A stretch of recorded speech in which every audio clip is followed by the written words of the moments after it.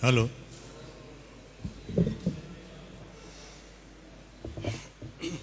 Hello, mic testing. Yeah, are you ready? Okay.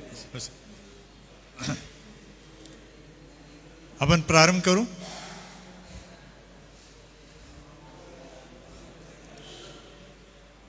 प्रारंभ करू आपण. Okay, so as I said, we are just going to run over the Protestant denominations and some of the differences and the similarities that exist between various denominations. यावेळेस आपण Protestant डिनॉमिनेशन्स म्हणजे Martin लुथरच्या द्वारे जी चळवळ आली आणि रोमन कॅथोलिक संप्रदायातून लोक वेगळे झाले आणि त्यांनी आपलं स्वतःचं अस्तित्व निर्माण केलं, तर त्याला प्रोटेस्टंट आपण मराठीमध्ये धर्म सुधारणावादी असं म्हणतो. प्रोटेस्टंट मंडळ्या म्हणजे मार्टिन लुथरने घडून आणलेल्या धर्मसुधारणाच्या अंतर्गत येणाऱ्या मंडळ्या. Right, so they all had their beginning, in Martin Luther's Reformation movement. जेव्हा धर्मसुधारणा चळवळ आली तर त्याचा उगम हा मार्टिन लुथर मध्ये आहे. But then the one group that did not completely detach from the Catholic system that existed was Anglican system, Anglican Church. या सर्व धर्मसुधारणेमध्ये जे वेगळे झाले त्या प्रभावातून किंवा त्या धर्मसिद्धांतांमधून एकच पंथ किंवा डिनॉमिनेशन त्याच रोमन कॅथलिक संप्रदायाप्रमाणे आपलं अस्तित्व टिकून आहे, त्याला आपण Anglican म्हणतो. Now, see, the Word of God was growing after the ascension of Jesus, and we have the Acts chapter 2, the coming of the Holy Spirit, and then the propagation of the Word right from Acts chapter 3 onwards. It goes on till the end of the age, the first century. आपण पाहिलं की प्रेषितांच्या कृत्यांमध्ये सुवार्तेचा प्रारंभ किंवा देवाच्या वचनाच्या घोषणेचा प्रारंभ झाला. पहिल्या अध्यायामध्ये त्यांना सामर्थ्य मिळालं. दुसऱ्या अध्यायापासून पुढे ते जात राहिले, देवाच्या राज्याची घोषणा करीत राहिले.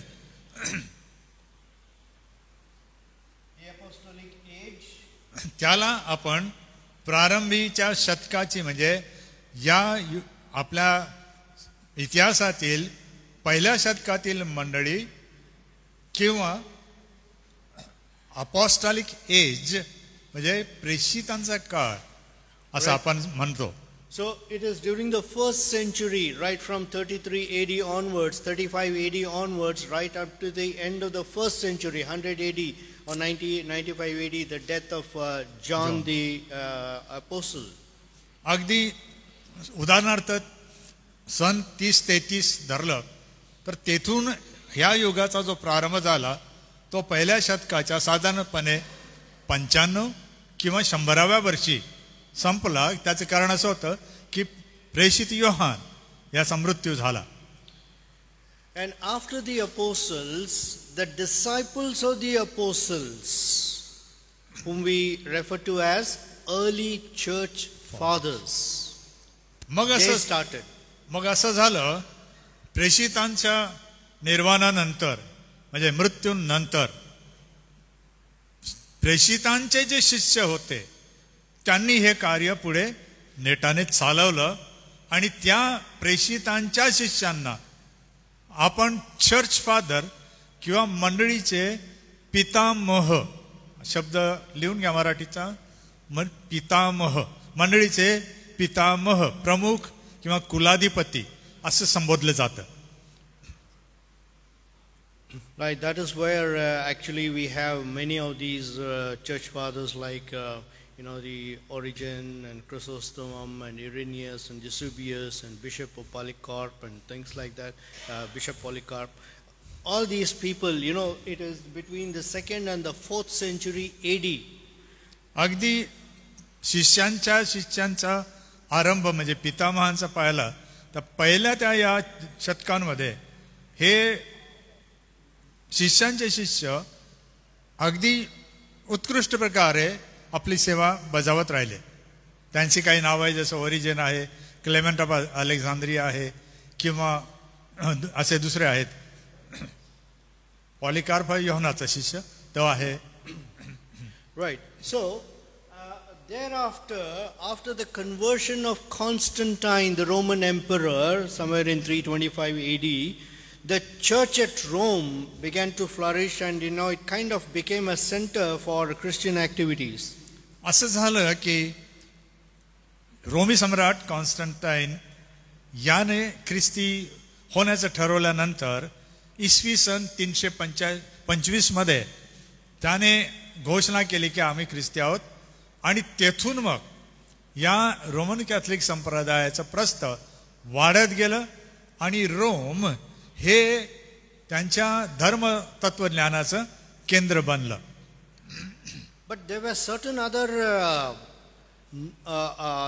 unchristian practices that were creeping in. Unchristian, I don't say non-Christian, but I'm saying unchristian practices. असं झालं मग या सामूहिक त्यांच्या परिवर्तनामुळे काही त्यांच्यामध्ये काही गोष्टी शिरल्या. मी त्यांना अनख्रिश्चन, ख्रिस्तीपणाला न शोभणाऱ्या काही गोष्टी त्यांच्यामध्ये मिसळून गेल्या किंवा त्यांनी स्वीकारून घेतल्या. And it all began with the state taking control of the church. आणि मग काय झालं की जे प्रांत अधिपती होते किंवा प्रांत होते त्या प्रांतांच्या हाती, त्या राज्यांच्या हाती ही धर्मसत्ता गेली आणि त्यांनी आता मंडळीच्या सत्तेवर आपला ताबा ठेवायला सुरुवात केली. So almost about 1,000 years, this Roman hierarchy was controlling the church. ही सुमारे 500 ते 1500 हा 1000 वर्षाचा काळ इतका भयंकर होता की त्यामध्ये या संप्रदायाने अगदी म्हणजे आपल्या तत्वापायी अगदी जबरदस्त नियंत्रण ठेवलं. So the dark age of the church is what is called as this period is called as the dark age of the church. ही जी 1000 वर्ष आहेत याला मंडळीच्या इतिहासामध्ये काळ्या रंगाचा समय किंवा काळपट समय, अंधार युग.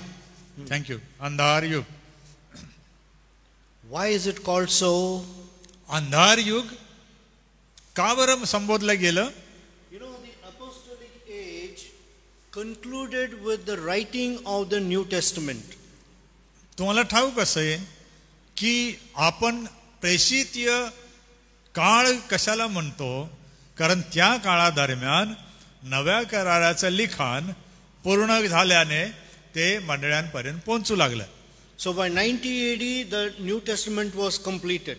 सुमारे सन 90 मध्ये नव्या कराराचे हस्तलिखिते उपलब्ध होऊ लागले. And from there on the early church fathers, they did a wonderful job of quoting those verses which the apostles had written back and forth in the letters to various people. So thereby the propagation of the word began to grow in leaps and bounds. परंतु त्या अस्तित्व आलेल्या नव्या करारामुळे या मंडळांच्या महापिता ज्या आहेत त्यांनी त्या दिलेल्या वचनांच्या आधारे घोषणा आणि शिक्षण द्यायला जेव्हा सुरुवात केली तर त्याचा पगडा लोकांवर बसू लागला. So somewhere in the 3rd and the 4th century the Bible got translated into Latin. मग या दरम्यान पवित्र शास्त्राचा अनुवाद लॅटिन म्हणजे काही वेळेला रोमी भाषेमध्ये करण्यात आला. That is called as a Latin Vulgate. त्याला असं म्हणतात अभ्यासामध्ये वल्गेट. वल्गेट अनुवाद, त्याला लॅटिन भाषा आहे ती वल्गेट. And that was the bad thing that happened, actually speaking. आणि हा जो अनुवाद आला हा खरं पाहिला असता मंडळीला धोकादायक ठरला. Why? कशाला? Because the church began to take a monopoly over the scriptures. मंडळी विचित्र वागू लागली आणि पवित्र शास्त्राने मंडळीला ताब्यात ठेवण्याऐवजी ते पवित्र शास्त्राला ताब्यात ठेवू लागले. Which church are we talking about? कोणत्या मंडळांबद्दल बोलत आहोत आपण? The Catholic Church. Roman Catholic संप्रदाय. So they began to control the flow of the word. जे वाहत देवाचं वचन लोकांकडे पोहोचत होतं आता त्याला त्यांनी बांध घालून अडवायला सुरुवात केली. They never used to allow the translation of the Bible into any other language. पवित्र शास्त्राचा कोणत्याही भाषेत त्यांनी अनुवाद त्यावेळेला करू दिला नाही. Latin was accessible only to the highly elite people, influential people, the clergy type people. It was only accessible to them. Latin भाषा आणि त्याच्यातला अनुवाद हा बंदिस्त करण्यात आला, पण त्याचा वापर करण्याची परवानगी फक्त जे पाळकीय काळजी वाहणारे लोक होते, जे प्रभाव टाकणारे होते, जे श्रीमंत होते, मोठ्या हुद्द्याच्या दर्जाच्या लोकांची त्यामध्ये चंगळ झाली. बाकीच्या लोकांपर्यंत देवाचं वचन पोहोचू दिलं गेलं नाही. So the common man was unaware of what the Bible is. मग त्याचा दुष्ट परिणाम झाला की सर्वसाधारण माणसांना म्हणजे विश्वासणाऱ्यांना पवित्र शास्त्र काय आहे हे समजलंच नाही. Nobody had the Bible. कारण कोणाकडेच ते नव्हतं. Nobody understood the Bible. त्यामुळे त्यांना त्याची समज कधी झाली नाही. So whatever the clergy taught in the Roman Catholic Church, that was only understood.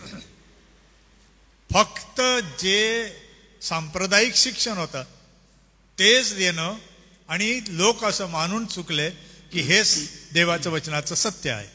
And the clergy took advantage of the situation and they started engaging themselves in unchristian activities. आणि मग अशा लोकांच्या अज्ञानाचा फायदा घेऊन हे जे सेवा प्रदान करणारे मंडळीचे काळजीवाहू पाळक किंवा लीडर नेते होते, मग ते ख्रिस्तीपणाला न शोभणाऱ्या गोष्टी करू लागले. There were many things that they were doing. पुष्कळ गोष्टी ते करत होते. Baptizing the infants. बालकांचा बाप्तिस्मा. And they started bringing in various teachings which are not there in the scriptures. पवित्र शास्त्रात न आढळणारं शिक्षण इकडून तिकडून आणून ते लोकांना शिकवू लागले. Like the existence of purgatory. मग पर्गेटरी हा शब्द ऐकला असेल आपण. पर्गेटरी म्हणजे मेल्यानंतरचं एक स्थान ज्यातून पुन्हा तुम्हाला पुढे जाता येतं. तर तो सिद्धांत त्यांनी काढला आणि लोकांना ते सांगू लागले. And to some extent idol worship. मग काही वेळेला लोकांची म्हणजे महान प्रेषितांची म्हणा किंवा प्रभू येशू ख्रिस्ताची म्हणा मूर्ती बनवण्यात येऊ लागली आणि तिच्या पुढे प्रार्थना आणि उपासना होऊ लागली. And the clergy took an upper hand in all the activities, and they were the leaders of the church, and anything and everything you had to look to the clergy.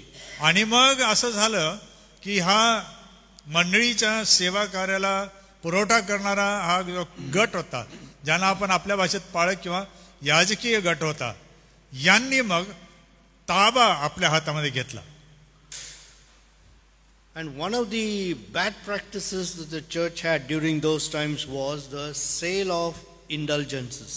मग या काळामध्ये अंधाराच्या युगामध्ये असं झालं की ते मेलेल्या माणसाला स्वर्गाकडे पुढे ढकलायचं असेल तर एक पास किंवा पारपत्र घ्यावं लागेल, ते विकत घ्यावं लागेल. तुम्ही जितके पैसे द्याल तितका तो त्याचा आत्मा वर स्वर्गाकडे जाईल, अशी एक योजना त्यांनी राबवली. त्याला इंडल्जन्सेस passes.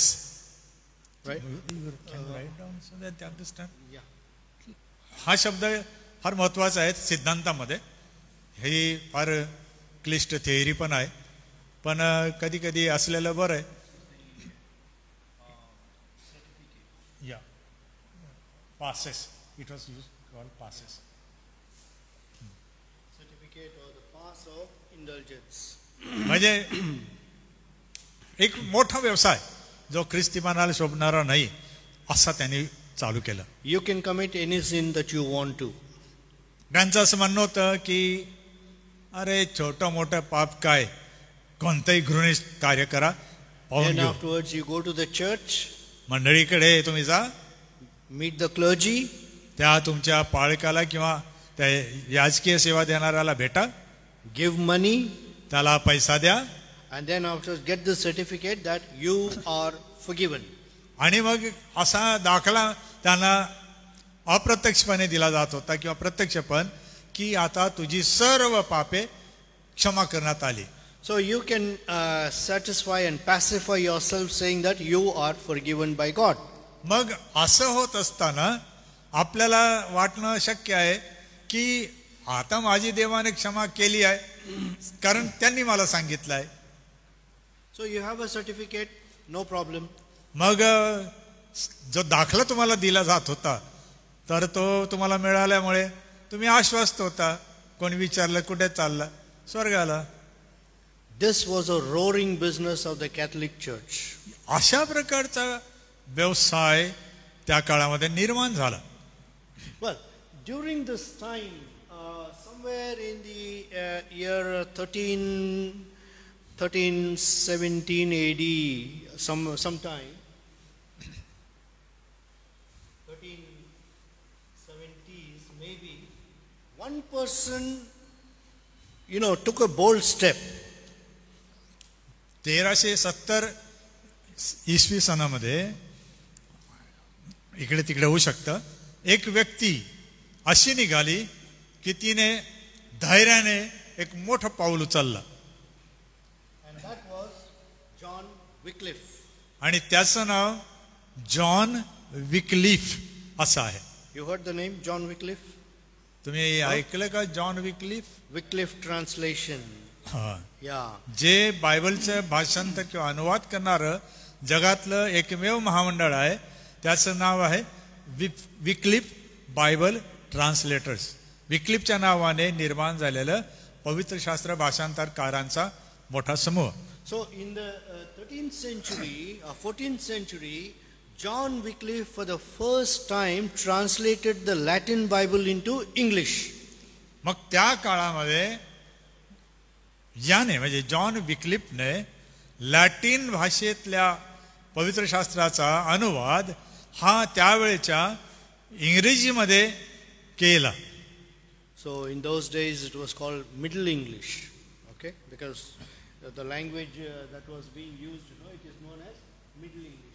Anyway, it was an English translation of the Latin Vulgate. त्यावेळेला तिला मिडल इंग्लिश म्हणजे कधी कधी ती म्हणजे मोठ्या समूहाची भाषा असं पण म्हणतात, त्याचा वापर करून त्याने अनुवाद सुरू केला आणि पूर्ण पण केला.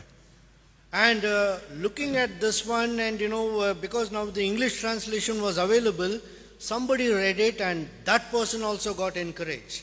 मग असं झालं की ह्या इंग्रजी अनुवादाला वाचल्यामुळे एक अजून मनुष्य मोठ्या धैर्याने उभा राहिला. And that person was John Huss. त्याचं नाव होतं John Huss. JOHNHUSS. John Huss. Now what did this Huss do? मग जॉन हसने काय केलं? He read the Bible त्याने पवित्र शास्त्र वाचन केलं and he observed the activities of the Catholic Church. पण त्याने हे पण पाहिलं की कॅथलिक म्हणजे रोमन कॅथलिक संप्रदायाच्या मंडळांमध्ये काय काय होत आहे, कोणते उपक्रम राबवले जात आहेत. He took a stand against the church and the clergy. आणि मग त्याने मंडळ्या आणि त्यांचे जे पाळक वर्ग होते त्या सर्वांविरुद्ध तो उभा राहायला आवाहन केलं. And he was the first person actually speaking to boycott the sale of indulgences. आणि त्याने मग आवाहन करून सांगितलं की हे जे क्षमादान आणि स्वर्गाच्या मार्गाचे हे जे दाखले आहेत हे बंद झाले पाहिजे. And you know how he was rewarded for that? आणि तुम्हाला माहिती आहे का त्याने असं केल्यामुळे त्याला काय सन्मान मिळाला? He was burned at stakes.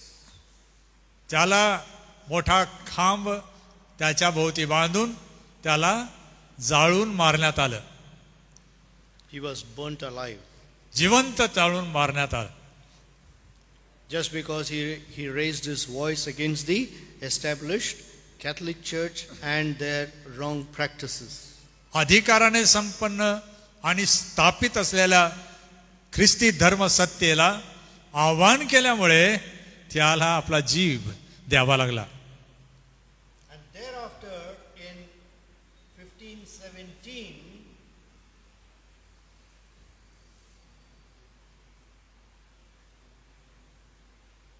Martin Luther came into the picture. काही वर्षांनी असं झालं मग मार्टिन लुथर इसवी सन 1517 मध्ये क्षितिजावर उदय पावला. He was very strong and very vibrant, and he was a Catholic priest.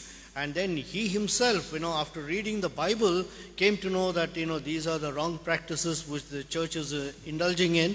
And therefore, he stood boldly against the church and all its activities.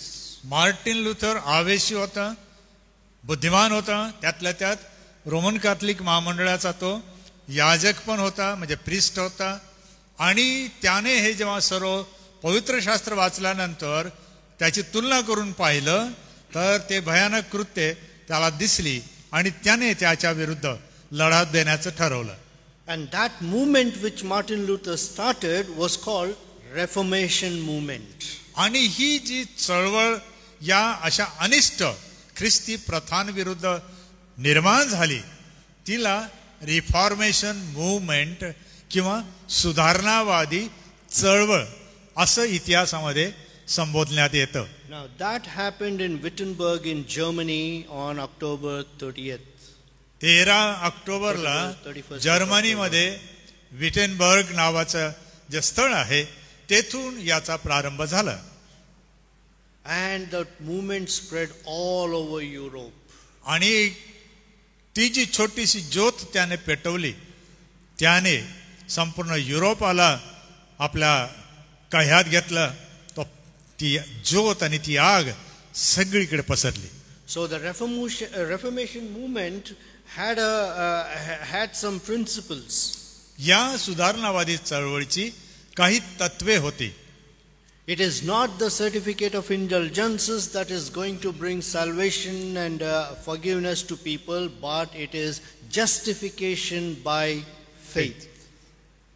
तुम्हाला मिळालेले दाखले, तुमच्या कबुली जबाब आणि देण्यात आलेला पैसा यामुळे तुम्ही देवासमोर नीतिमान ठरू शकणारच नाही. देवासमोर नीतिमान ठरायचं असेल तर रोमकराच्या शिक्षणाप्रमाणे म्हटलेलं आहे की विश्वास ठेवल्यानेच मनुष्य नीतिमान ठरेल. Martin Luther was very much moved, and he was totally taken aback when he read the book of Romans. हे सर्व होताना आपण असं विचारू की मार्टिन लुथरला ही प्रेरणा कुठून मिळाली, तर तो त्यावेळेला रोमकराच्या पत्राचा अभ्यास करीत असताना त्याच्या डोळ्यात ही सत्य दिसू लागली. So that is where we have the justification of faith, right? So Martin Luther took up that thing and he started this movement which spread as a wildfire all across Europe and went right up to England. आणि मग त्याच्या या विश्वासाने धैर्याने घेतलेल्या त्या निर्णयामुळे आणि पाऊल उचलल्यामुळे ही चळवळ युरोपातच नव्हे तर दुसऱ्या देशांमध्ये सुद्धा पोहोचली. Of course, there were some very close, followers of Martin Luther, from Holland and Switzerland and France. There were many people who came up. One is John Calvin himself, who was a part of the Reformation movement from France. And so like this, there were many people who came up, leaders who came up and took part in the Reformation movement. या सुधारणावादी चळवळीमध्ये Martin लुथरला खूप मोठे मोठे विद्वान तत्वज्ञानी भेटले आणि त्याने त्याला सहकार्य करायचं ठरवलं आणि त्यापैकी एक महाविद्वान फ्रान्सचा होता, तो होता John Calvin. John Calvin. All right, so that's just now the Reformation movement also kind of coincided with the Renaissance movement in Europe. Now, what is a Renaissance movement? You need to know that. याच सुधारणावादी चळवळीसह युरोपमध्ये प्रबोधनाची चळवळ निर्माण झाली. प्रबोधन त्याची चळवळ आली. मग हे काय आहे? It was a revolution. It was a revolution in the sector of agriculture, in the sector of science, and technology and things like that. So, lot of inventions actually came up during the movement of Renaissance.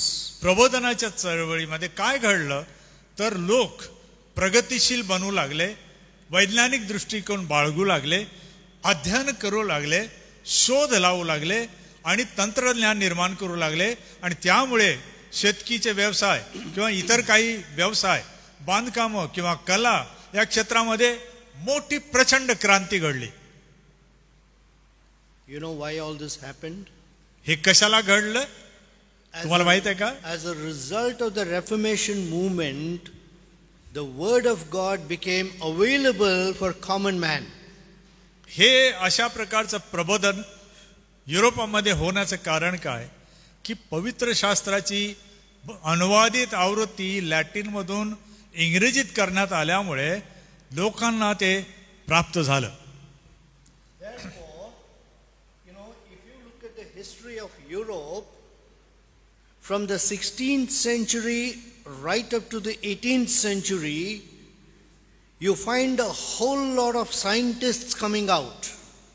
याचा परिणाम पवित्र शास्त्राकडे वळून जगण्याचा आणि अभ्यासाचा परिणाम काय झाला की 1600 ते 1800 या वर्षांमध्ये जगातले सर्वोच्च बुद्धिमान असे वैज्ञानिक निर्माण झाले. 16th to the 18th century, you find all kinds of inventions happening, all the great scientists, great inventions taking place alongside the Reformation movement, which actually gave rise to the Renaissance in Europe. धर्मसुधारणा चळवळीमुळे प्रबोधनाची चळवळ निर्माण झाली. त्याचा परिणाम असा झाला की लोकांना अनुवादित बायबल इंग्रजीमध्ये उपलब्ध झालं. मग त्याच्या वाचनाने, अध्ययनाने, शिक्षणाने लोकांची वैचारिक प्रगती इतकी मोठ्या प्रमाणावर झाली की सर्वात जास्त शोध आणि सर्वात जास्त अत्युत्तम वैज्ञानिक याच काळात निर्माण झाले. And you find evidences of that. आणि त्याचे आजही तुम्हाला पुरावे आढळतात. You talk about the scientists from the early 16th century right up to the 18th century, all the scientists that you can think of, whether it is Louis Pasteur or Robert Boyle or anybody, Marconi or Alexander Graham Bell, any scientist that you can think of from different fields, they were all Bible-believing, church-going Christians. हे जे मोठे मोठे जसं Louis Pasteur सर्वात जास्त माहीत असायला पाहिजे कारण त्याचं औषधविषयक संशोधन आहे आणि त्याच्यासारख्या असंख्य लोकांनी म्हणजे वैज्ञानिकांनी हे प्रचंड परिवर्तन घडून आणलं. त्याचं काय कारण होतं की हे सगळे 200 वर्षामध्ये आलेले वैज्ञानिक हे पवित्र शास्त्राचा अभ्यास करणारे, त्याच्या वचनावर विश्वास ठेवणारे, चर्चच्या सहभागितेला जाणारे आणि ख्रिस्ती पण जगाला प्रगट करणारे हे लोक झाले.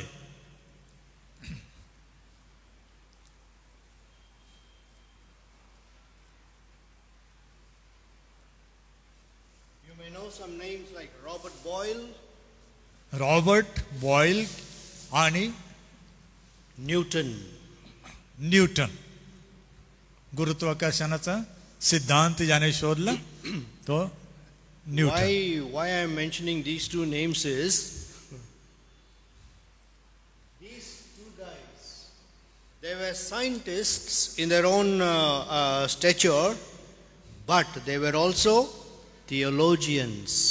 हे वैज्ञानिक जे आहेत, संशोधक जे आहेत, हे त्यांच्या क्षेत्रात पारंगत तर होतेच, परंतु ते ईश्वर विज्ञानामध्ये सुद्धा म्हणजे थिओलॉजी मध्ये सुद्धा पारंगत होते.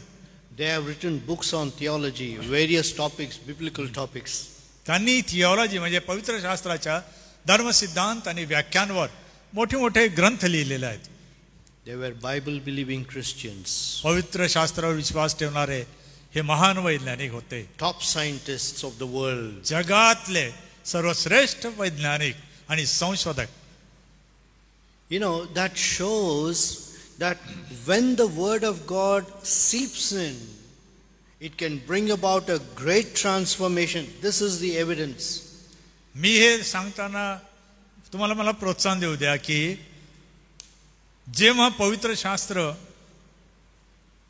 शिरकाव करते, ताबा घेतं, तर अशा प्रकारे मोठ्या प्रमाणावर क्रांती प्रगती होऊ लागते.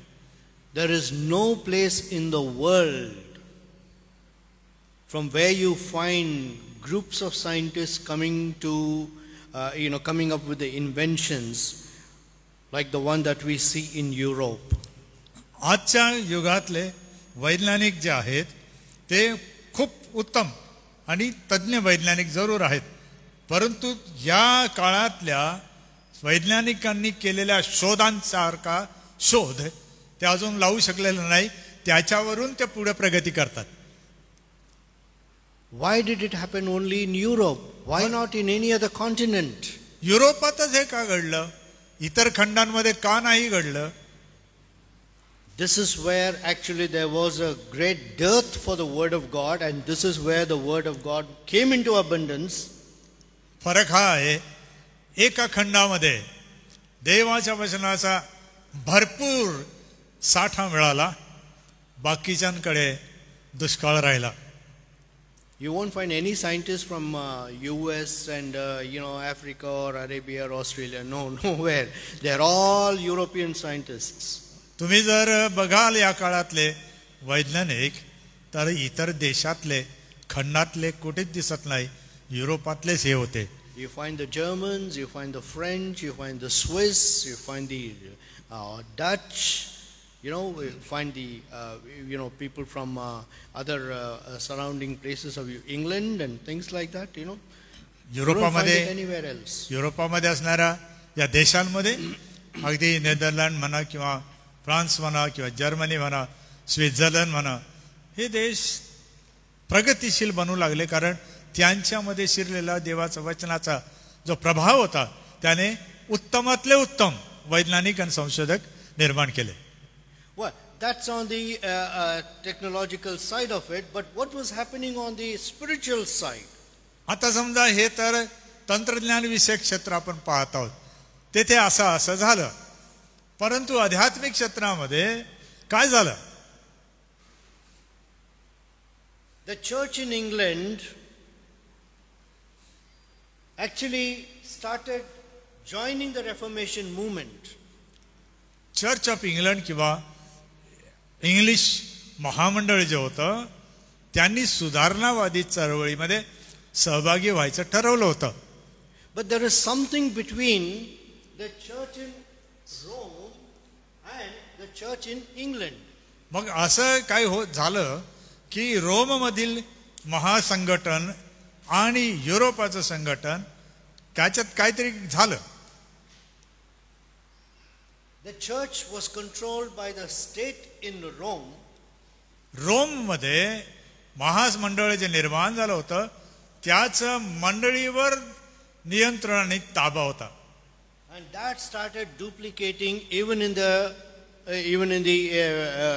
British Isles. In England also the same thing started happening. The church started gaining control over the state started gaining control over the church. English महामंडळाने काय केलं, त्याचीच नक्कल केली आणि राजा किंवा राज्याधिकार जो होता किंवा प्रांत जो होता त्याने मंडळांवर कब्जा करून ताब्यात ठेवायला सुरुवात केली. So the Church of England started adopting some of the Roman Catholic customs into their church and started building a bridge. मग या त्यांच्या अनुकरणाचा असा परिणाम झाला की चर्च ऑफ इंग्लंड यांनी मग त्यांच्या काही अनिष्ट ख्रिस्ती ज्या परंपरा किंवा त्यांचे जे व्यवहार होते ते स्वीकारून घेतले. But one person who kind of resisted this kind of a compromise was King Henry.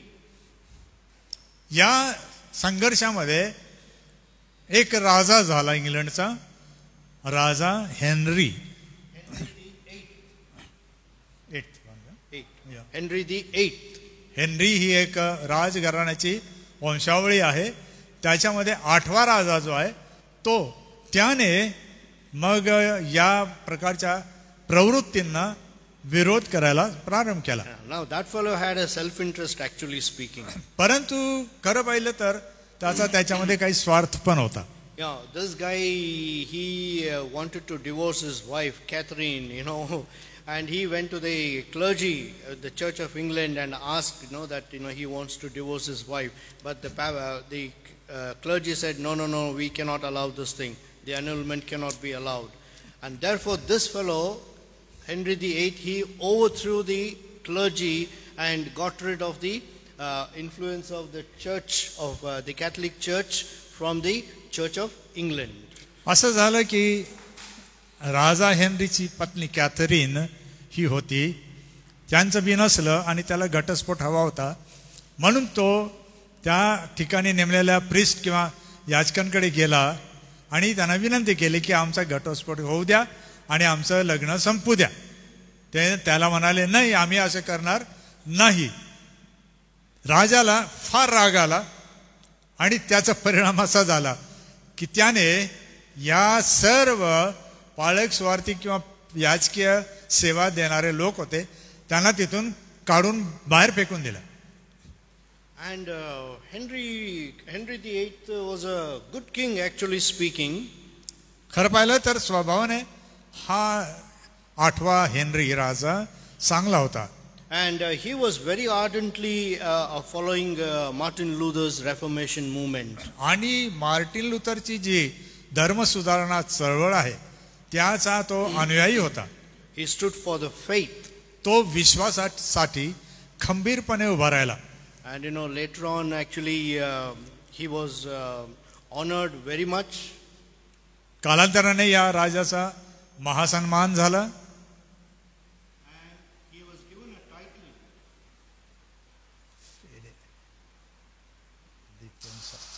Fide Defenso. Fide Defenso. This is the Latin word. Fide Defenso. F-E-D-I-E. Defenso. हा शब्द आहे फिडी डिफेन्सो, लॅटिन भाषेतून आलेला आहे. This means defender of faith. त्याचा अर्थ असा आहे विश्वासाचा रक्षक. And in short, this is F-D. काही वेळेला लघु शब्द निर्माण होतात आणि इंग्रजीमध्ये त्याला F.D. असं कंसामध्ये आपण लिहितो. The best part is, उत्तम भाग असा आहे even today, आजही if you find any coin from England, एखादं नाणं जर इंग्लंडचं तुम्ही पाहिलं, you will see FD on it. त्याच्यावर तुम्हाला F.D. हे अक्षर दिसतील. Defender of faith. विश्वासाचे रक्षक अशी ती ओळ आहे ते. This was in honor of Henry VIII. 8वा हेनरी हा जो राजा झाला त्याच्या स्मरणार्थ हे नाणं आजही ओळखलं जातं. He was the one who stood against the overcoming of the Catholic system into the country. तो असा राजा झाला की या एवढ्या मोठ्या प्रभावी महामंडळाला, ज्याला आपण रोमन कॅथोलिक संप्रदाय म्हणतो, त्याला त्याने तोंड दिलं आणि आपल्या लोकांना त्याने बाहेर काढलं आणि त्याची म्हणजे संप्रदाय, रोमच्या संप्रदायाच्या त्या नेमलेल्या लोकांची त्याने वाताहत करून त्यांना हाकलून दिलं. Now the group which was with Henry VIII, that became known as the Anglican Church. मग जे राजा हेनरी आठवा याच्याबरोबर विश्वासणारे मंडळीतले लोक चिटकून राहिले त्यांना नाव देण्यात आलं अंग्लिकन, म्हणजे इंग्रजवासी. The Church of England. मंडळीत इंग्लंडमधील इंग्लंडवासी मंडळी. Right now we have the Roman Catholic Church. Roman Catholic संप्रदाय. Then we have the Reformation Church. धर्म सुधारणेने निर्माण झालेली मंडळी. And we have the Anglican Church. आणि अंग्लिकन किंवा इंग्लंडवासी महामंडळ. Now, from these two, we are not so much talking about this because we are not talking about the Roman Catholics, but we are talking about the Protestantism. The name that was given to the followers of Martin Luther were called Protestants because they protested against the existing Catholic Church and all its practices. मी हे सर्व सांगताना मी दुसऱ्या पंथाविषयी किंवा Roman Catholic पंथाविषयी बोलत नाहीये. मी धर्म सुधारणेबद्दल बोलत असताना या घटना घडल्या, अशी अस्तित्व निर्माण झाली. परंतु मार्टिन लुथरच्या या कार्याला लोकांनी विरोध करणारा असं नाव दिलं. त्यामुळे तो शब्द निर्माण झाला ज्याला आपण प्रोटेस्टंट म्हणतो. Those who protested against the church.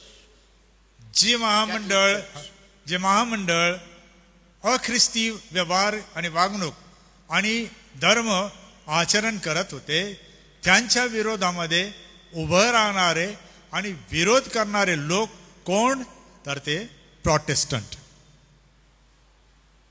Well, as time passed by, the church in England actually lost its faith, lost its identity, and it became Anglican. And that Anglican kind of joined hands with the Catholic, and they kind of were neither here nor there, na ghar ka na ghat ka. They became an island by themselves. आणि पुढे असं झालं की तडजोडीच्या तत्वामुळे ह्या महामंडळाचा हळूहळू ऱ्हास होऊ लागला आणि ना इकडे आड तिकडे विहीर अशी त्यांची परिस्थिती झाली. They were neither Protestants nor they were Catholics. त्यांची ओळख अशी निर्माण झाली की ना ते धर्म सुधारणावादी होते ना ते रोमन कॅथलिक राहिले. But over a period of time, maybe from say 1570 onwards, right up to the 19th century, there were many divisions that came about within the Protestant church. 1570 ते 1900 इसवी सनाच्या या काळात दरम्यान या सुधारणावादी मंडळांचे शकले पडू लागले. छोटे छोटे किंवा काही पंथ किंवा उपपंथ निर्माण होऊ लागले. So the result of this Reformation, because Martin Luther started this, and there were the ardent followers of the Luther's Reformation movement, they were called Lutherans. परंतु अशाही परिस्थितीमध्ये अंग्लिकन संप्रदायाचा ऱ्हास होताना आपल्याला असं दिसतं की काही लोक किंवा महामंडळे हे मार्टिन लुथरचे पक्के चिकटलेले अनुयायीच राहिले आणि त्यामुळे मार्टिन लुथर नंतरच्या 200 वर्षामध्ये एक नवा पंथ उदयास आला. त्याला आपण म्हणतो लुथरन चर्च किंवा लुथरच्या पंथाला जोडलेली. So the Lutheran doctrine is kind of a very rigid doctrine. Lutheran संप्रदायाची धर्म सिद्धांताची शिक्षणाची पद्धत ही कठोर आहे. Because Martin Luther was a very serious person when it came to faith. याचं कारण असं की ज्याने ही चळवळ निर्माण केली तो मार्टिन लुथर स्वतः हा पवित्र शास्त्राला अतिशय गंभीरपणे घेणारा होता. All right, so faith, justification by faith. So faith was important, and salvation is by faith alone.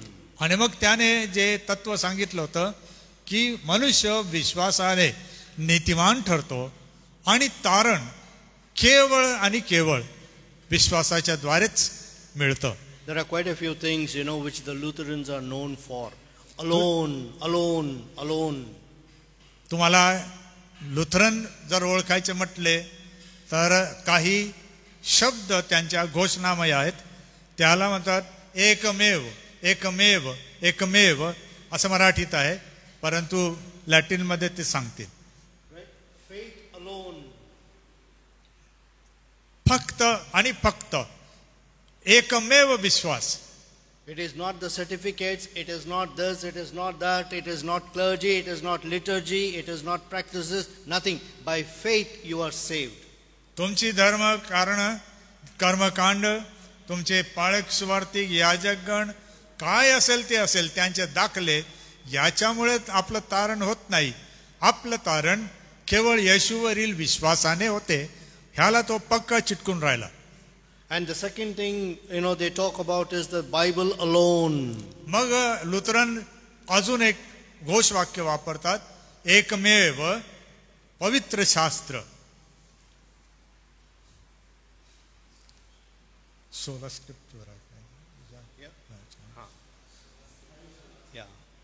So, and the third thing is, it is by justification of God, not by man, not the clergy. It is God. So justification alone, by justification of God alone you can be saved. It is God who justifies, not the clergy. तिसरं महावाक्य एकमेव मध्ये होतं की नीतिमान ठरणे, आणि ते या विश्वासाने या तत्वाला चिटकून राहिले की जर मनुष्याचं तारण व्हायचं असेल तर देवच त्याला नीतिमान बनवेल. दुसरे कोणती व्यवस्था किंवा पंथ पद्धती त्याला नीतिमान ठरवू शकणार नाही. One of the very staunch followers of Martin Luther is Thomas Aquinas. याचा एक क्षितिजावर उदय झालेला जो महाईश्वर विज्ञानी आहे, त्याचं नाव आहे Thomas अक्विनास. Thomas Aquinas is a theologian, and he has written extensively, and one of his well-known writings is Sola Scriptura. Thomas Aquinas प्रचंड विद्वान पंडित होता, विशेषतः ईश्वर विज्ञानाच्या अध्ययनामध्ये. त्याने मोठे मोठे ग्रंथ लिहिले. त्याचा प्रसिद्ध ग्रंथ आहे एकमेव पवित्र शास्त्र किंवा देवाचं वचन, सोला स्क्रिप्चुरा. Right, the word sola in Latin means alone, one. सोला लॅटिन मध्ये एकमेव. Right, there is no other alternative to that. It is scriptures alone. दुसरा पर्याय नाहीच, दुसरं नाव नाहीच आहे, तर एकमेव एकच पवित्र शास्त्र. Group actually that kind of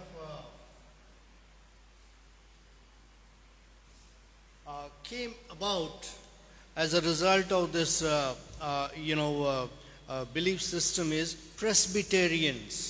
मग या विश्वासाला अनुसरून जे महामंडळ म्हणजे लुथरन निर्माण होऊ लागलं, त्यामधून अजून एक शाखा निर्माण झाली.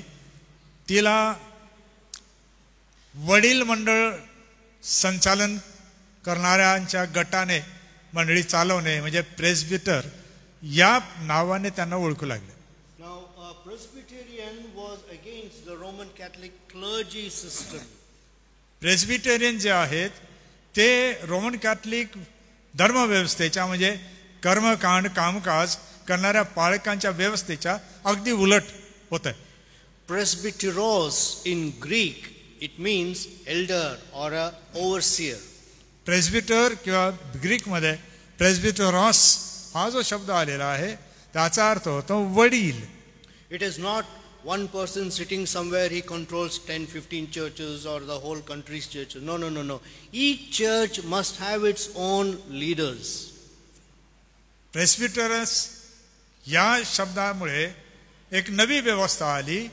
ती व्यवस्था अशी की एक माणूस आपली सत्ता सर्व महामंडळावर गाजवतो, तर ते या महामंडळामध्ये नव्याने वेगळ्या प्रकारे करण्यात येईल. ते म्हणजे जरी अनेक मंडळांचं महामंडळ असेल तरी प्रत्येक मंडळी तिला तिची व्यवस्था पाहणारे स्थानिक वडील असतील. So the hierarchy in Catholic Church is, the Pope is sitting there in Rome. Under him, you have the cardinals and vicars and various other ranks. And then, you have, the country-wise and the zone-wise bishops who are responsible for several number of churches and several areas and things like that. So the hierarchy is, right up to it goes to Pope, who alone is the sole controller of Catholic Church. What is the word for hierarchy? Hierarchy ला मराठीत एक प्रकारची अशी प्रथा की छोट्यातलं छोटं खाली तिथून वर वर जितकी पद जातील मग पाळक बिशप आर्च बिशप कार्डिनल आणि पोप ती व्यवस्था त्या मंडळांमध्ये निर्माण झाली जी रोमन कॅथलिक संप्रदायामध्ये पोपची पण तशीच होती. टोकावर म्हणजे केंद्रस्थानी महाशय पोप आहेत. मग त्याच्या अधिकाराखाली कार्डिनल म्हणतात ते असतात.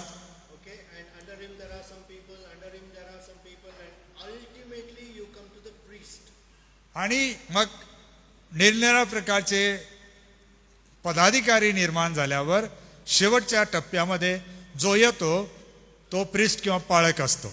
Father, they call him as a father. आणि त्याला ते पापा म्हणतात. Because he is the sole leader of the church. Like a father, he has to take care of the church. So in Latin, pater, they call him as a pater, and that is how we get the word padre.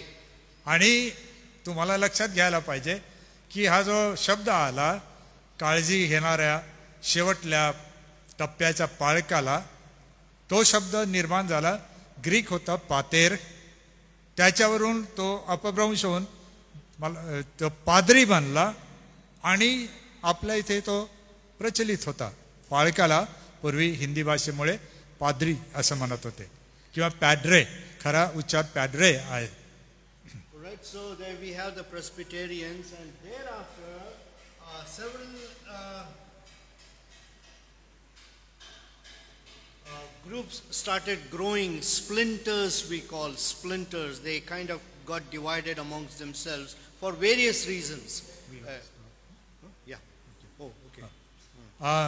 त्यानंतर म्हणजे प्रेस्बिटेरियनचा उदय झाल्यानंतर आपल्याला दिसतं की अजून एक संप्रदाय त्याच्यातूनच उदयास आला आणि तो म्हणजे बॅप्टिस्ट म्हणजे बुडून बाप्तिस्मा घेणाऱ्या विश्वासणाऱ्यांचा संप्रदाय. On the Anglican side also, they did not remain alone. अंग्लिकन महासंप्रदाय ते पण असे एकटे राहिले नाही. And here also we had several people, like the Methodists. They are an offshoot of the Anglican Church. Methodist महामंडळ जे निघालं ते या अंग्लिकन संप्रदायातून आलं. And then we have the Salvation Army people. Salvation Army मुक्ती फौज तिचा उगम याच संप्रदायातून आहे. Right, so they were a product of the Anglican.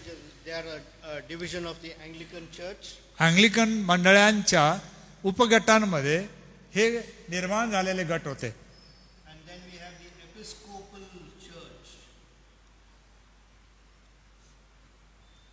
Episcopal Church. Episcopus means bishop in Greek. Episcopus, we find that word in the Bible also. Episcopus, the Episcopal Church, which means the Protestant church that had a bishop.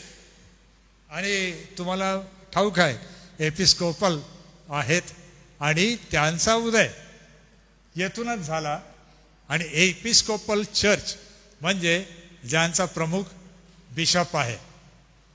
Now if you carefully observe, you might see some difference between this group and this group. परंतु अजूनही एक महत्वाची गोष्ट अशी हा एक गट जो आहे त्याच्यात म्हणजे मेथडिस्ट साल्वेशन आर्मी एपिस्कोपल आणि लुथरन प्रेस्बिटेरियन बॅप्टिस्ट याच्यामध्ये काही साम्य पण आहे. Here there is a growing horizontal leadership. त्या इकडच्या या लुथरन, प्रेस्बिटेरियन, बॅप्टिस्ट मध्ये समांतर एकमेकांना घट्ट करून दृढ करून पुढे नेणारे नेतृत्वाचा उदय झाला. No bishop. त्यांच्यामध्ये यामध्ये बिशप नाही. Okay, there is no bishop, no clergy, no pope. No priest also. Priest. No priest also. म्हणजे या लुथरन, प्रेस्बिटेरियन, बॅप्टिस्ट या संप्रदायामध्ये बिशप नावाचं काही झाडच नाही. तेथे कोणी प्रिस्ट नाही, कोणी महायाजक नाही. Because these people believed in the priesthood of All believers. कारण हा संप्रदाय लुथरन, प्रेस्बिटेरियन आणि बॅप्टिस्ट असा विश्वास धरतो की देवाने आपल्या सगळ्यांना त्याचे कार्यकारी असे सेवक बनवलेले आहेत. Are you following? लक्षात येत आहे का? Where we are heading, how we are going about, how this thing is growing. कशा प्रकारे आपण सुरुवात करून पुढे पुढे जात आहोत. But on the other side, Methodist, Salvation Army and Episcopal, they still have a bishop. आणि जर हे साल्वेशन आर्मी, मेथोडिस्ट आणि एपिस्कोपल पाहिले तर ते त्या जुन्या म्हणजे घोंगडीला अजून चिटकूनच आहेत. बिशप अजून त्यांच्यातले गेलेले There नाही. is a central leadership. त्या बिशपाच्या महामंडळाचा एक मध्य आहे नेतृत्व करणारा. No Methodist church is independent. कोणतीही मेथोडिस्ट मंडळी ही स्वतंत्र स्वावलंबी मंडळी नाही. But you can have an independent Lutheran, Presbyterian and Baptist. There is no control over them. The church itself is responsible for its growth and progress.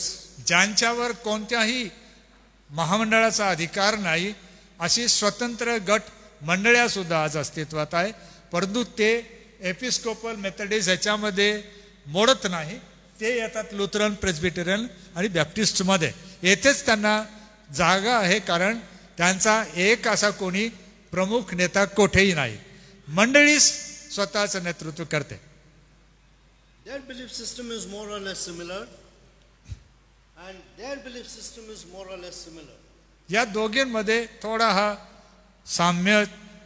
साम्य आहे, फरक फार मोठा आहे. But unfortunate thing happened over here. इथे काय झालं दुःखाने सांगावं लागतं. That the splinter group actually gave rise to the Pentecostal movement.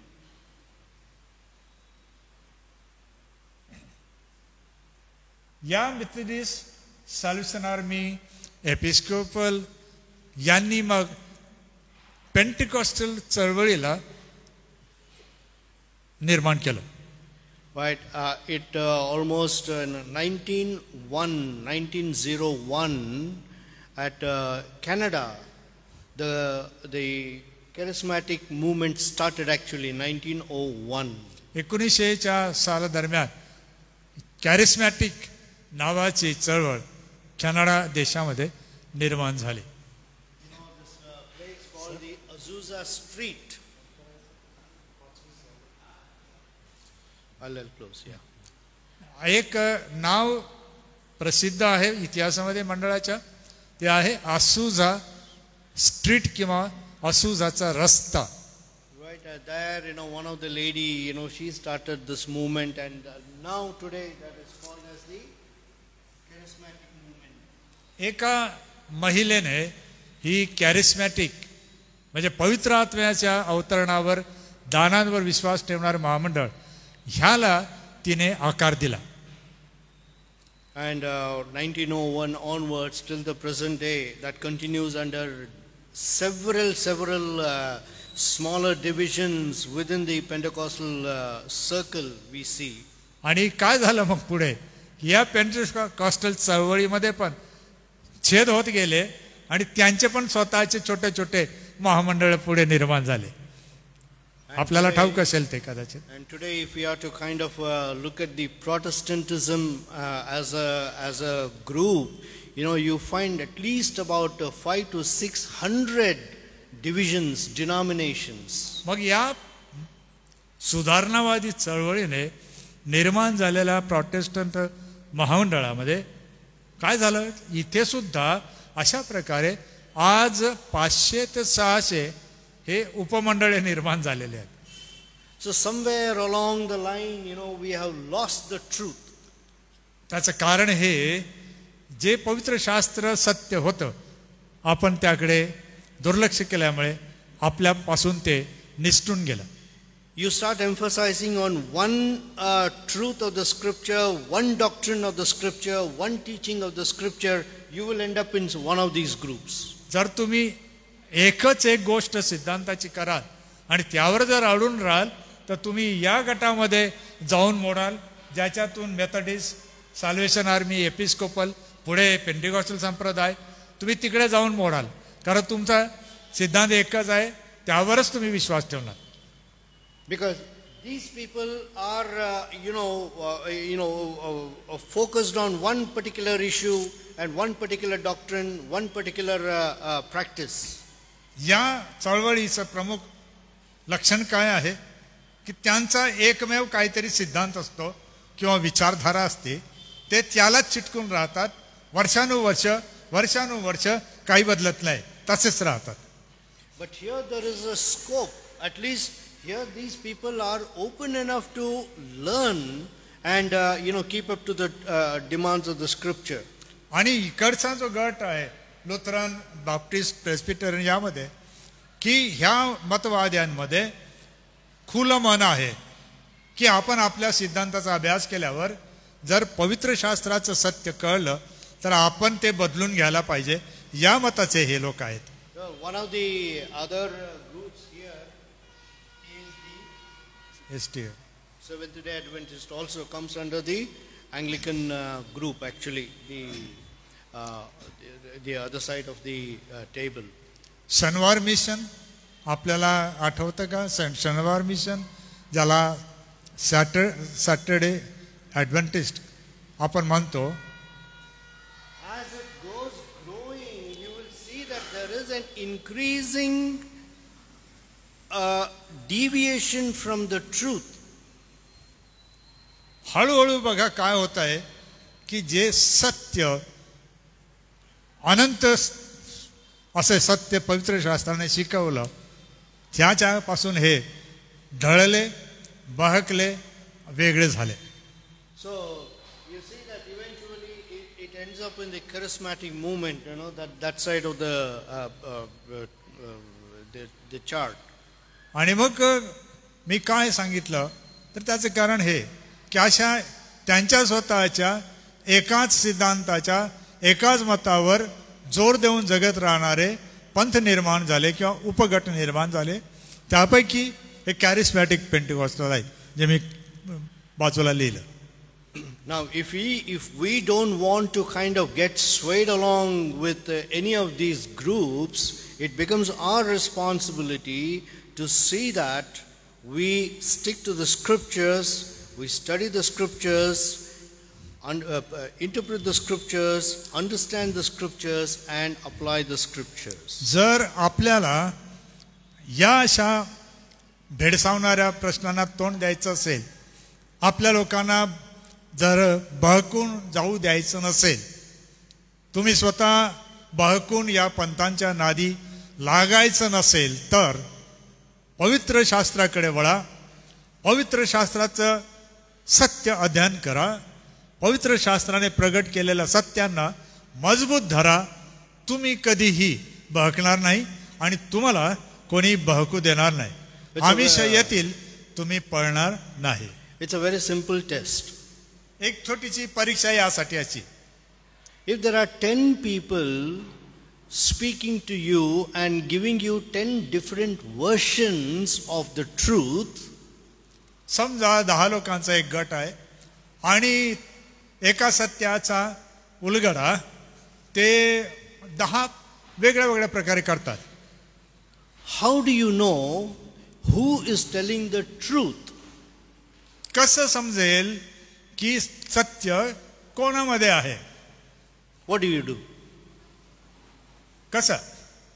When 10 people are telling you one truth in different ways, interpreting in different ways, how do you know who is speaking the truth?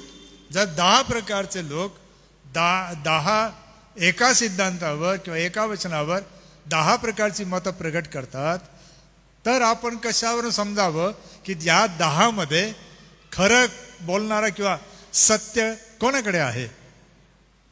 Obviously, all the 10 cannot be right. Somebody is wrong. हे तर लक्षात घेता येतं की 10चे 10 तर काही बरोबर नसू शकतात, कोणीतरी चुकलाय. Right?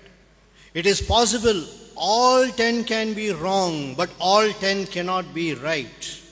अशी शक्यता आहे की 10ही चुकलेले असू शकतात, पण 10ही बरोबर असतील अशी शक्यता कमी आहे. Because truth will not contradict itself. कारण सत्य स्वतः विरुद्ध कधीच घोषणा करणार नाही. So how do you know who is telling the truth? कसं समजेल की मग या 10 मध्ये खरं कोण? What do you do? कसं? Bible. There is only one way. There are no many ways. एकच मार्ग आहे. Right? If somebody says, I am speaking the truth, then says, all right, tell me, what is it? मग जर कोणी म्हटलं शास्त्र असं सांगते हेच सत्य आहे, तर माझं काम हे आहे त्याला प्रश्न करणे. कशावरून? If what you're saying is here, I believe you. जर तू जे सांगतोस ते सत्य आहे कारण ते शास्त्र आधारित आहे, शास्त्रात आढळतं, तर मी मानू शकतो. If what you're saying is not found here, sorry. जर या सत्य आधारित देवाच्या वचनाच्या कसोटीला ते पार करता येत नाही, तर आपल्याला म्हणावं लागेल, बंधू क्षमा करा, मी ते स्वीकारू शकत नाही. Now for you to take that stand of deciding whether he is right or not, you should know what is here. अशा प्रकारे आपला पवित्र किंवा आपलं स्थान मजबूतपणे धरण्याची गरज निर्माण होते, तर आपण केव्हा ते समजू शकतो? जर मी खंबीर आहे तर ते केवळ पवित्र शास्त्राच्या सत्यामुळे. If I myself am unaware of what is the truth, then how do I decide? जर मलाच हे सत्य माहित नाही, कसं काय निर्णय घेणार? That is where there is a danger. हा धोका येथे आहे. I start believing anything and everything. मग मी या सर्व प्रपंचामध्ये काही पडत नाही, एवढा डोक्याला काही ताण देत नाही. आओ जाओ घर तुम्हाला, सगळं बरोबर, सगळं बरोबर, सगळं चालतं असं आपण दाखवून घेतो. Somebody comes and says, oh, today there is a meeting, come, I will go there. कोणीतरी येतं म्हणतो, फार मोठी मीटिंग आहे बरं का, आणि चला, लोक धावत पळत जातात. So and so is coming here, please come here. एक असा देवाचा महान सेवक आलेला आहे, चला चला तिथे जाऊ. We simply keep listening to any nonsense that people speak. मूर्खपणाच्या गोष्टी बोलणारे असे खूप ख्रिस्ती लोक आहेत, but त्यांच्याकडे आपण लक्ष देतो, त्यांचं ऐकून घेतो आणि पळतच सुटतो. But there is one beautiful verse in the scripture. पवित्र शास्त्रामध्ये एक अतिशय मार्मिक असं वचन आहे. The Thessalonians were more noble than the Bereans. Bereans were more noble. Sorry.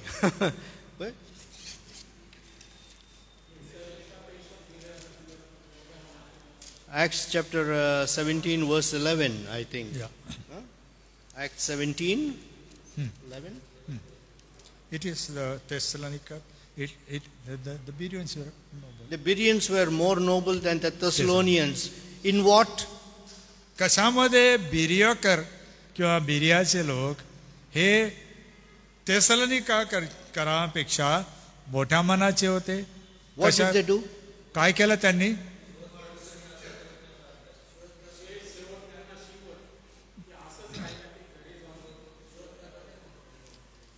हा ते असं लिहिलं की ते 4-4 महिन्यांनी करत होते, 5-5 महिन्यांनी करत होते. कधी कधी टाइम भेटला तर. नाही, मी तर 4-4, 5-5 महिने म्हणतो, पण पाळक साहेब म्हणतात दररोज. हा शब्द फार मार्मिक आणि Right? अत्यंत महत्वाचा आहे. दररोज काय करीत होते? शोध. हा एक मोठा विषय आहे. हे वर्ष पुढे तुम्हाला, कदाचित हे वर्ष तुम्ही वाचलं का कधी? शिकलं पण शिकला? पण आम्ही. शिकला आणि सोडून दिला का? नाही नाही, अजून विसरून गेला का? नाही नाही, मोबाईल मध्येच आहे ते. मोबाईल मध्ये. हा. I think we should. Yeah. Right. So I think that is where the importance lies. That if we don't have a good hold on the word, we will lose out. जर आपलं जे सत्य देवाच्या वचनाचं आहे ते जर आपल्याला घट्ट धरून ठेवता येत नसेल तर आपण घसरणारच आहोत, आपण भुईसपाट होणार आहोत, कोणीतरी आपल्याला चोरूनच घेऊन जाईल. Tomorrow morning, as we come in, the first session, I'd like to clear a couple of, at least one or two of the important issues on which the teaching is not so clear. So we are going to take up that first thing tomorrow, and thereafter we will look at some of the cultic movements. मी जे सांगितलेल्या 100-150 विषयांमध्ये काही विषय असे आहेत की ज्याच्यामध्ये मला तुम्हाला स्पष्टीकरणाची उद्या गरज लागेल, तर कृपा करून उद्या जमेल तर या. पाऊस असेल तर सांभाळा, पण नाहीतर मी चाललो. नाही, ते थकून मागून येतात ना. I will prepone my ticket. उद्या तुमची आम्ही अपेक्षेने वाट पाहतो. आपण या देवाच्या कृपेने आणि प्रशिक्षणाचा आनंद लुटा.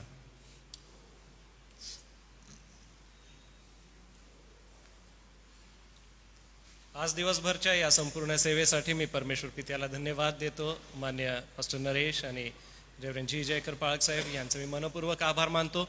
भाषांतराच्या या सेवेसाठी रेव्हरंड जी जयकर पाळक साहेब सोबतच पास्टर डेव्हिड मोजेस यांचं मी मनपूर्वक आभार मानतो. मी थोडक्यात प्रार्थना करतो, त्यानंतर पठारे पाळक साहेब पुढे येतील, आशीर्वाद देतील आणि मग आपण आजच्या दिवसाचं अध्ययन थांबवणार आहोत. आपल्याकडे कार्यक्रम पत्रिका आहे, जर नसेल तर व्हॉट्सॲपवरती आपणाला देण्यात येईल.